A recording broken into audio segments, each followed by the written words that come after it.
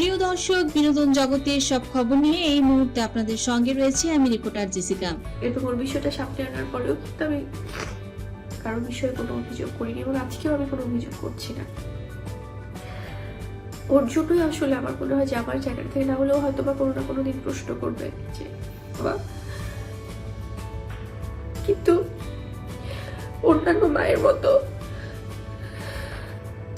আমি তোমার জন্য অনেক কষ্ট করেছি বা করছি। একটি কথা মনে রেখো, তোমাকে তোমার মা বাবা আপনারা অনেক সময় ওকেও অনেক বিষয় ইনভলভ করে ফেলেন।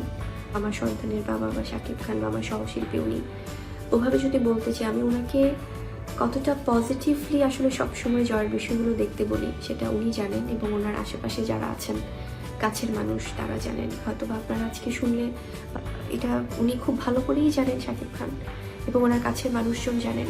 তো ওর বার্থডেতে আমি বুবলি বললেন, আমাদের তো এখনো কাগজে কলমে ডিভোর্স হয়নি, তাহলে কেন আপনার সন্তান আমাদের কোনো খোঁজ খবর রাখেন না? আপনি কি শিক্ষা দিয়েছেন আপনার সন্তানকে? শাকিব খান এবার মায়ের সঙ্গে এভাবে কড়া কথা বলায় বুবলিকে ধমক দিয়ে থামিয়ে দিলেন। বললেন, তুমি বরাবরই মায়ের সঙ্গে দেখি বাজে ব্যবহার করে কথা বলো। মা অসুস্থ মানুষ, আল্লাহ না করুক তোমার এই কথায় যদি মা অসুস্থ হয়ে পড়ে, আমি কিন্তু তোমাকে ছেড়ে কথা বলবো না। আমি আমেরিকাতে যখন ছিলাম সেই সময়ও শুনেছি তুমি মাঝে মাঝে বাড়িতে এসে অনেক রকমের ঝগড়াঝাটি করেছো, গালাগালি করেছো। বাবা মা এবং মনি সবার সঙ্গে তুমি ঝগড়াঝাটি করেছো। এটার অধিকার তোমাকে কে দিয়েছে? তাছাড়া তুমি তো নিজেই বলেছো আমার কোনো পুরুষত্ব নেই। আমি তোমাকে গলা ধাক্কা দিয়ে ঘর থেকে বের করে দিয়েছিলাম।